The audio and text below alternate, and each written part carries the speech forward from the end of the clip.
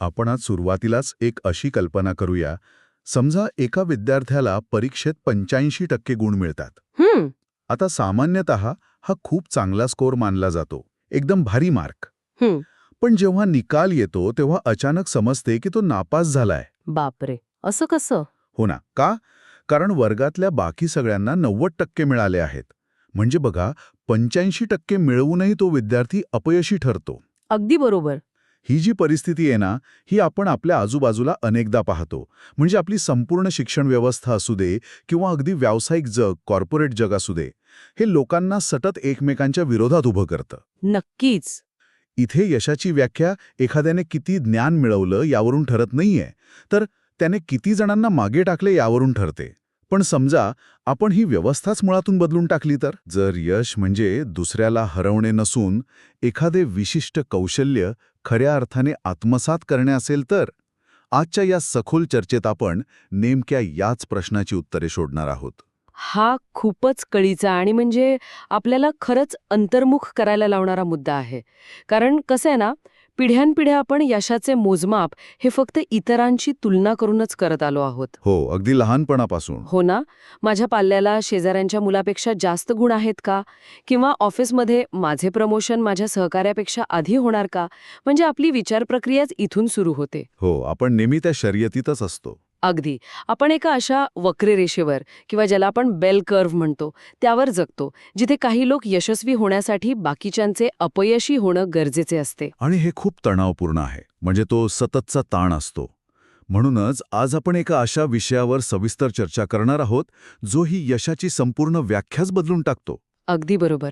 हा विषय आहे निकष संदर्भ मूल्यमापन, ज्याला आपण इंग्रजीत क्रायटेरियन रेफरन्स्ड इव्हॅल्युएशन असे म्हणतो. हां. आज उपलब्ध असलेल्या विविध शैक्षणिक साहित्यातून आणि आलेखांमधून आपण हे उलगडून पाहणार आहोत की ही पद्धत पारंपरिक पद्धतींपेक्षा कशी वेगळी आहे आणि विद्यार्थ्यांची प्रगती मोजण्यासाठी ती खऱ्या अर्थाने कशी वापरली जाते. बरं, या संकल्पनेचा उगम कुठून आणि का झाला हे पाहणं इथे खूप महत्वाचं आहे.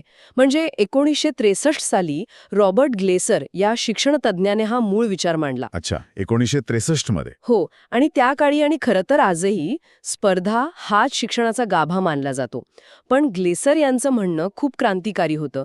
त्यांनी असं सुचवलं की विद्यार्थ्यांची तुलना एकमेकांशी करण्याऐवजी ती पूर्वनिश्चित उद्दिष्टांशी केली गेली पाहिजे. म्हणजे विद्यार्थ्याला आधीच माहीत असतं की त्याला नक्की कोणत्या ध्येयापर्यंत पोहोचायचंय. अगदी तसंच. म्हणजे यात कोण कोणाच्या पुढे आहे हे पाहण्यापेक्षा कोण अंतिम उद्दिष्टापर्यंत पोहोचलाय यावर भर असतो. बरोबर? तंतोतंत. अमेरिकन असोसिएशन फॉर इव्हॅल्युएशनने याला अतिशय स्पष्टपणे मांडले आहे. त्यांच्या मते प्रत्येक विद्यार्थ्याची कामगिरी ही ठराविक शिक्षण निकषांशी ताळून पाहिली जाते. हां. आपल्या साहित्यात दिलेलं स्पीडोमीटरचं उदाहरण इथे अगदी चपखल बसतं. हां. समजा स्पीडोमीटरवर पास होण्याचा किमान निकष 40 आहे. ओके. आणि जर एखाद्याने 85 गुण मिळवले तर त्याचा अर्थ तो एका उच्च निकषापर्यंत पोहोचला आहे. त्याने इतरांना हरवलं असं याचा अर्थ होत नाही. त्याचं यश हे त्याचं स्वतःचं यश असतं. म्हणजे दुसऱ्याचं अपयश हे त्याचं यश नसतं. इथे मला वाटतं ड्रायव्हिंग टेस्टचं उदाहरण एकदम भारी बसेल. अरे वा, हो, सांगा ना. जेव्हा एखादी व्यक्ती ड्रायव्हिंग लायसन्स मिळवण्यासाठी जाते तेव्हा तिथे उमेदवारांची एकमेकांसोबत काही शर्यत लावली जात नाही. हो, बरोबर. एखाद्या उमेदवाराने दुसऱ्यापेक्षा किती वेगात किंवा किती स्टाईलमध्ये गाडी चालवली हे तिथे पाहिलंच जात नाही. तिथे फक्त हे पाहिलं जातं की त्या उमेदवाराला ट्रॅफिकचे नियम पाळून गाडी सुरक्षित चालवता येते की नाही. अगदी बरोबर. तो एक पूर्वनिश्चित निकष आहे जो प्रत्येकाला पार करायचा असतो. जो तो निकष पार करतो त्याला लायसेन्स मिळतं. तिथे कोणालाही कोणाला मागे टाकायचं नसतं. हे अगदी योग्य आणि व्यावहारिक उदाहरण आहे. आणि कसं आहे, इथे एक मानसशास्त्रीय पैलू समजून घेणं पण अत्यंत गरजेचं आहे. कोणता पैलू? जेव्हा आपण मूल्यमापनाच्या या प्रक्रियेतून ही स्पर्धा काढून टाकतो ना, तेव्हा विद्यार्थ्यांवरून तो अनावश्यक ताण प्रचंड प्रमाणात कमी होतो. हो, ते तर आहेच. मला माझ्या मित्रापेक्षा जास्त मार्क मिळवायचे आहेत या तणावपूर्ण विचाराऐवजी विद्यार्थ्याचं लक्ष मला गाडी सुरक्षित चालवायला शिकायचं आहे किंवा मला हे कौशल्य पूर्णपणे समजून घ्यायचं आहे या रचनात्मक विचारावर केंद्रित होतं. हे ऐकायला खूप छान आणि सकारात्मक वाटतंय. पण इथे मला एक शंका आहे. नक्कीच. काय शंका आहे? जर स्पर्धाच नसेल तर मग या मूल्यमापनाचा बेस काय, पाया काय आहे? कारण कोणत्याही वैज्ञानिक प्रक्रियेला काहीतरी भक्कम आधार असावा लागतो. हवेत गोळीबार करून चालत नाही. हो ना, नक्कीच. या निकषासंदर्भ मूल्यमापन पद्धतीचे 5 प्रमुख आधारस्तंभ आहेत, ज्यावर ही संपूर्ण इमारत उभी आहे. अच्छा, 5 स्तंभ. हो. पहिला आणि सर्वात महत्वाचा स्तंभ म्हणजे पूर्वनिश्चित उद्दिष्टे किंवा प्री डिफाईन्ड गोल्स.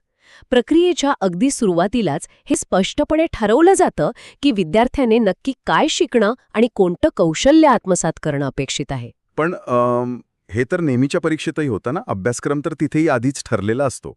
मग यात वेगळं काय? हां, नेहमीच्या परीक्षेत अभ्यासक्रम ठरलेला असतो हे खरं आहे, पण तो तपासताना इतरांच्या तुलनेत तुम्हाला किती मार्क मिळाले यावर भर असतो. इथे मात्र दुसरा आधारस्तंभ कामाला येतो. जो की आहे स्पर्धेचा अभाव.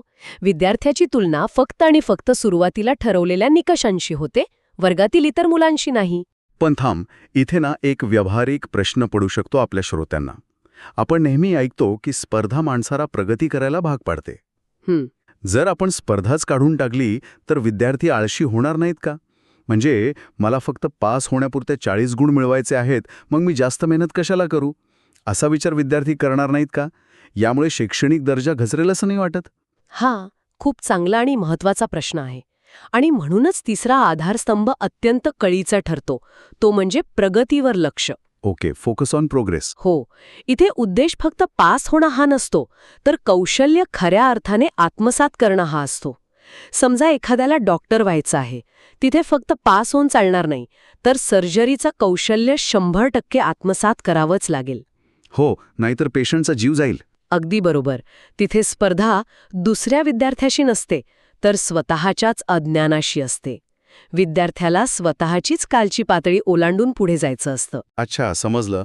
म्हणजे आपण स्वतःशी स्पर्धा करत आहोत, स्वतःची प्रगती मोजत आहोत. होय. आणि या प्रवासात चौथा आधारस्तंभ मदत करतो, सतत वापरता येणारं तंत्र. हे तंत्र केवळ वर्षाच्या शेवटी एकदाच परीक्षा घेण्यापुरतं मर्यादित नाहीये. म्हणजे मध्ये मध्ये पण वापरता येतं. हो, शिक्षण प्रक्रियेदरम्यान हे कधीही वापरता येतं. विद्यार्थ्याने आज किती प्रगती केली हे दर आठवड्याला किंवा महिन्याला तपासता येतं. आणि 5वा स्तंभ आहे व्यक्तिनिष्ठ प्रगती. Subjective progress. हो, प्रत्येक विद्यार्थ्याची शिकण्याची गती आणि आकलन क्षमता वेगळी असते, याचा आदर करून त्याचं वैयक्तिक मोजमाप केलं जातं. म्हणजे हे एका अर्थाने विद्यार्थ्याच्या स्वतःच्या वैयक्तिक प्रवासाचं मोजमाप आहे. हे फक्त वर्षाच्या शेवटी निकाल लावून मोकळे होण्यासाठी नाहीये. बरोबर. हे एक अखंड चालणारं चक्र आहे, ज्याची 3 मुख्य उद्दिष्टे आहेत.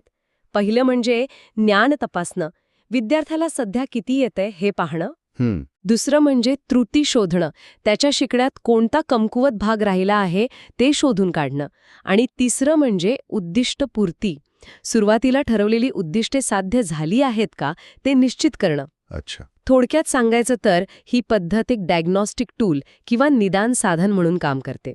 जसा डॉक्टर आधी आजाराचं निदान करतो आणि मग औषध देतो, तसंच इथे विद्यार्थ्याच्या आकलनातील त्रुटी शोधून त्यावर उपाय केला जातो. हे सर्व कागदावर खूप आदर्श वाटते, पण प्रत्यक्ष व्यवहारात जेव्हा आपण विद्यार्थ्यांची एकमेकांशी तुलना करत नाहीये आणि प्रत्येकाची क्षमता वेगळी आहे, तेव्हा एखादा विद्यार्थी पास झाला आहे की नापास हे ठरवण्यासाठी ती किमान रेषा, ज्याला आपण बॉटम लाईन म्हणतो, ती कोण आणि कशी ठरवतो? हा प्रश्न आलाच. कारण एक रेषा तर आखावीच लागेल ना, ज्यावरून समजेल की उद्दिष्ट पूर्ण झालं आहे की नाही.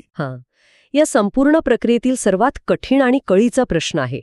याला स्टँडर्ड सेटिंग किंवा किमान पातळी निश्चित करणे असं म्हणतात. विद्यार्थ्याला पास ठरवण्यासाठी एक कट ऑफ स्कोर ठरवावा लागतो. हो. आपल्या साहित्यात दिलेल्या एका आलेखात समस्या आणि उपाय अशा 2 बाजू दाखवल्या आहेत. जिथे समस्या ही आहे की या विखुरलेल्या माहितीवर किंवा डेटावर एक रेष नक्की मारायची कुठे. आणि जर ती रेष एखाद्या व्यक्तीने किंवा समितीने बंद खोलीत बसून त्यांच्या मनमानी पद्धतीने ठरवली तर ते विद्यार्थ्यांवर पूर्णपणे अन्यायकारक ठरेल. अगदी बरोबर. म्हणूनच ही रेषा काही अंदाजे मारली जात नाही. 1971 मध्ये विल्यम अँगॉफ या तज्ज्ञाने ही पातळी वैज्ञानिकदृष्ट्या ठरवण्यासाठी एक अतिशय प्रभावी आणि अभ्यासपूर्ण पद्धत सुचवली. अँगॉफ पद्धत. हो, त्यांनी असं सुचवलं की विषय तज्ज्ञांनी किंवा सब्जेक्ट एक्सपर्ट्सनी एकत्र यावं आणि परीक्षेतील प्रत्येक प्रश्नाचं अत्यंत बारकाईने विश्लेषण करावं. पण अँगॉफ यांच्या पद्धतीमध्ये हे तज्ज्ञ नक्की काय करतात? ते फक्त हा प्रश्न सोपा आहे किंवा हा प्रश्न कठीण आहे असं ठरवतात का? यामागील तर्क काय आहे? नाही. ही प्रक्रिया त्याहून खूप सखोल आणि गणितीय आहे. अँगॉफ पद्धतीत तज्ज्ञ प्रत्येक प्रश्नाकडे पाहून असा विचार करतात की एखादा किमान पात्र उमेदवार हा प्रश्न अचूक सोडवण्याची शक्यता किंवा प्रोबॅबिलिटी किती टक्के आहे. अच्छा, म्हणजे शक्यतेवर आधारित? हो, समजा एक कठीण प्रश्न आहे, तर तज्ज्ञ म्हणतील की या किमान पात्र उमेदवाराला हा प्रश्न सोडवता येण्याची शक्यता फक्त 20% आहे.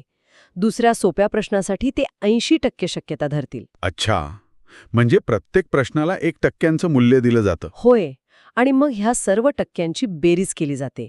समजा 100 प्रश्नांची परीक्षा आहे आणि तज्ज्ञांनी दिलेल्या सर्व शक्यतांची बेरीज 60 आली, तर त्या परीक्षेचा अंतिम कट ऑफ स्कोअर 60 ठरवला जातो.